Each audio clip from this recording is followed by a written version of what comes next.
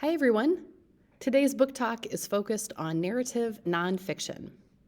These are, of course, the stories that are true stories, whether they are told to someone else and that person writes them down, or the story is written by the person who experienced it themselves. Either way, these are really often very compelling stories. They're stories that are really interesting to read because of the truth of the fact that these are true stories, something that the person experienced themselves. Before we get into them, I did want to mention again, if you've not yet had a chance to do so by downloading it on Schoology or the homepage from the library, maybe even picking up a sheet in the LMC, we do have the Spring Reading Challenge going on. The directions are at the top of the sheet if you pick one up or download it. And it's easy, it's fun. There's lots of challenges on here for you to keep reading all the way through the spring.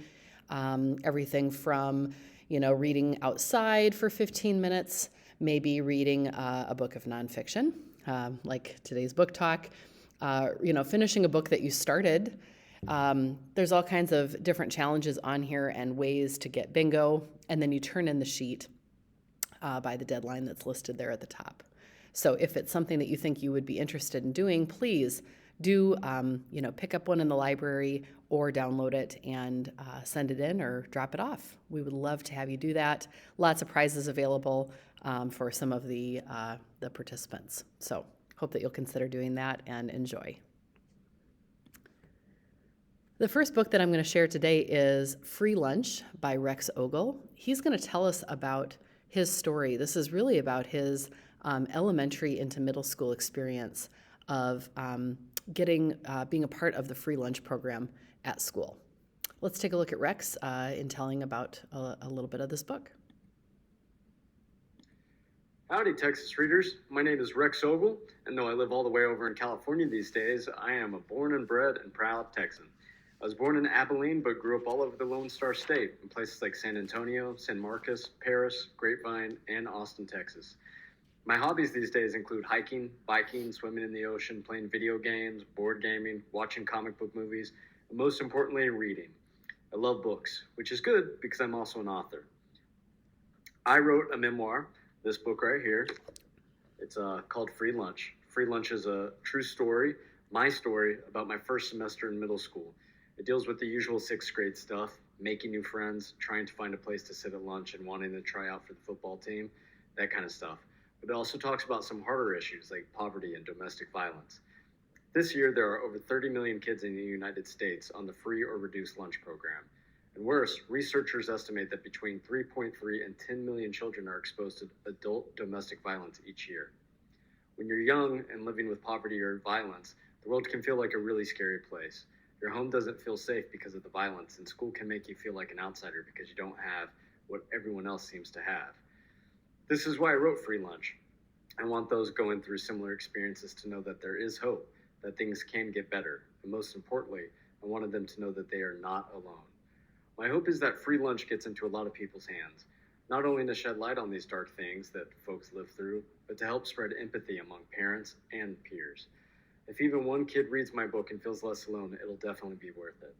But it'd be even better if 100 kids read it and have just a little bit more compassion next time they see that awkward student sitting alone at lunchtime. I say that because I was that awkward kid. For the adults watching this video, whether you're a librarian, a teacher, or a parent, my hope is that my book resonates with you and you share it with your students and your children.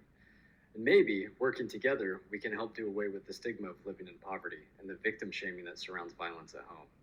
For the kids watching this video, I hope you like my book. I really put my heart, sweat, and tears into making this into a story just for you. I know the whole thing sounds like a depressing read, but I promise there are definitely some LOL moments. And last but not least, I just wanted to say this. If you're having a hard time, my advice is simple. Hang in there. Give it time, because life likes to surprise you when you least expect it. And stay strong. No matter how bad things seem, things can change. And until they do, no one can take away your ability to hope. Thanks for reading. Hope you enjoy Free Lunch.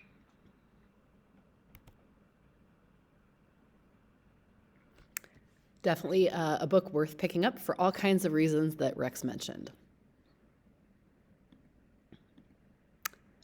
Another book that you might consider is next on our list, and that book is Out of Hiding.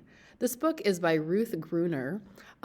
If you started reading this book, you might recognize the story if you've read some of Alan Gratz's stories, because this one is actually, she's the co-author of the true story that became Alan Gratz's Prisoner B3087.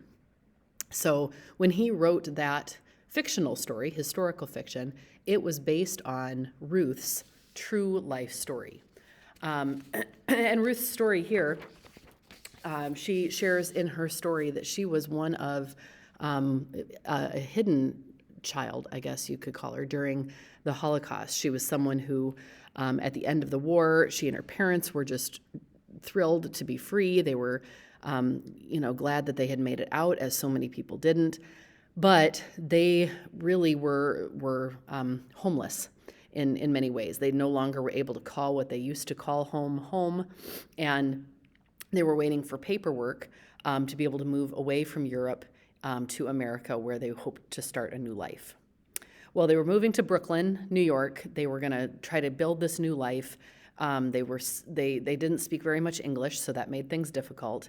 And when she was starting at a new school, trying to make friends, as things started to kind of come together for her in life, as a new student in a new school, not knowing the language, a new place. Any of you who have been new to a school know that feeling. At the same time, she's continuing to fight nightmares and flashbacks of her time during World War II. So this story is all about what it's like to kind of straddle the two places. All of the horrors and the flashbacks and the terrible times that she had to suffer through and that her family had to suffer through, the guilt of being a survivor, knowing that so many people did not survive everything that happened, and then trying to, as an immigrant, start this new life in the United States, not really knowing how things were going to go.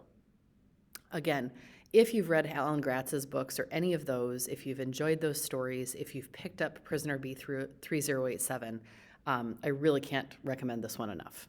Out of Hiding, Ruth Gruner. Take a look at her story in nonfiction. And of course, I should have mentioned from the beginning, all of these, of course, would be in the nonfiction section. You'd be looking on our nonfiction shelves in the numbered sections, and I have tried to put up in the top corner exactly the location where you could find that. And of course, searching on the catalog, you'd be able to locate it in that same way. Let's take a look at another one. My Family Divided. This is by Diane Guerrero. She might look familiar to you. She's an actress now. She's been on a number of different shows. She was on some shows as a young kid. She's also been on some shows now as a young adult. Before that, and before her work as an activist and doing some work with immigration reform, she was a young girl living in Boston and dealt with some experiences as having parents who were undocumented immigrants to the country. We're going to take a look at a quick book talk about this story, about Diane's story.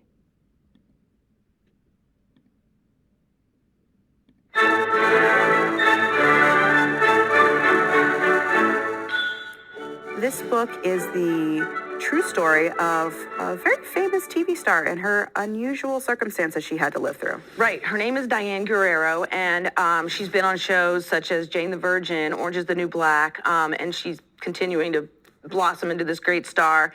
But this is the story of her real story growing up in Boston. And she was in high school. She comes home from school one day, and her parents have been deported. And literally, the U.S. government didn't think about Diane or her brother. They just took her parents away, and she was on her own with her brother. And so this is her story of what happened. And her parents immigrated from Colombia, and they did all the right things. Like, they met with attorneys, and they applied for citizenship, and they sort of got swindled by this low-life attorney. But Diane was able to go on and become this famous TV star that she is today. But this is the true story of what happened to her immigrant parents. seems like she managed to do some pretty good things out of a very, could possibly very scary situation. Right.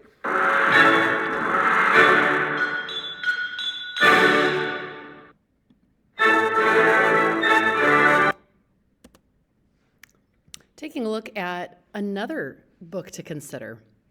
This one, Ugly by Robert Hogue, is almost like a true life version of the book Wonder, if you've read that one. This young man was born with a giant tumor on his forehead, as well as really severely distorted facial features. His legs were twisted when born. In fact, he tells in his memoir here that his mom refused to look at him when he was first born, even saying at first that she didn't even want to bring him home because she worried so much about how things were going to go for him in his life. Despite that, though, because his parents knew that his life was going to be difficult, they were determined to give him a typical Australian childhood and decided they were going to do all kinds of things, even really dangerous operations, actually, that made medical history to try to improve his life.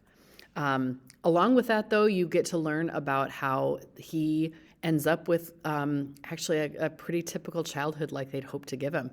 Bad haircuts, visits to the pool, camp, right? Summer things, times with friends, ups and downs in school, girlfriends, things like that. So all the things that make, life and childhood, but in the midst of it, all kinds of operations that he has to go through and the healing that comes along with that. And certainly looking in the mirror for him was so different than it was for so many others because his features were so atypical, and he had to come to terms with what that meant and what it meant to have people respond to him in a different way. Ugly is his account of his life from the time of his birth all the way up to the arrival of his own daughter. And so you get to find out kind of exactly how it goes up to him becoming a parent himself. And it's the story about his love and support of his own child, as well as how the support of his family helped him to become the person that he is today. Reach for the Sky is by Sky Jackson, and what a cover with just her sunny, shiny face on that cover. I love it. Her face might be familiar to you as well. Again, another television star who started back on the Disney Channel years ago. It's her sense of style and character who led her to have her own fashion line. And it's her success that then made her this influencer as well. She's got millions of followers on Instagram. She's not afraid to stand up for what she believes in. But she also, in her book, talks about how being a teen celebrity is not everything it looks like on social media. She understands and talks about in her book the challenges that come along with being a tween and a teen. And she knows that living in the spotlight is difficult. She has really found her calling as an anti-bullying activist. And she feels very strongly about inspiring and empowering people and making sure that when it comes to seeing and hearing about bullying, she wants to stand up for and help others stand up for those who are being bullied. And that's so much of what is at the heart of her book.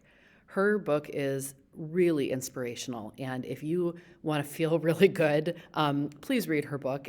I hope you can tell just from my talking about it. It's really just an inspirational story, and I think that you'll enjoy it. And really, it encourages just about anybody to feel good at the end of reading. I also wanted to share with you, this one's rather new to the library. It's called Stolen Science by Ella Schwartz.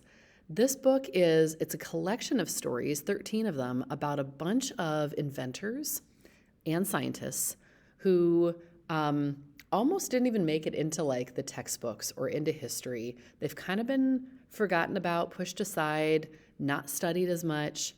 And if you're someone who likes to know about some of those individuals, this book would be for you. Let's take a look at the trailer.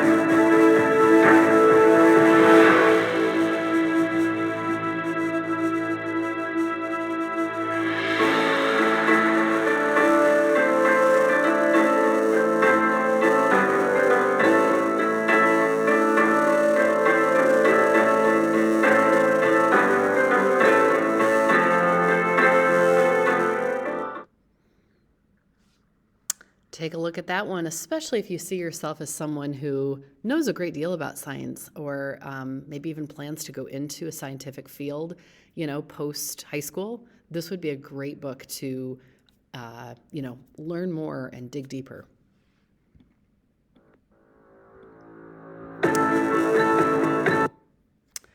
With that, I am finished talking with you today about some fabulous narrative nonfiction. Of course, we have so many others that you could take a look at in our library collection. I'll remind you just one more time about the fact that in Destiny Discover, if you go to our library homepage and you click on the library catalog button, once you're there, you can search up the narrative nonfiction collection, because even though I only shared a handful of books with you today, there might be something else that is interesting to you. You might search by a person's name up here in the search, if there's a specific person you want to learn about. We'll see if we can get our Wi-Fi to cooperate. Maybe not. There we go. Underneath the banner and underneath the topics buttons, there's our collections line. And narrative nonfiction is the second one right here in purple. So when I click on that, and I realize this is probably just a reminder, it brings up all kinds of great books for you to take a look at, to learn more with a sentence or two when you click on it. And you can kind of, by cover, see, is there a book that I'd like to learn more about? Find out page numbers. You'll see a few of them, actually, I shared today.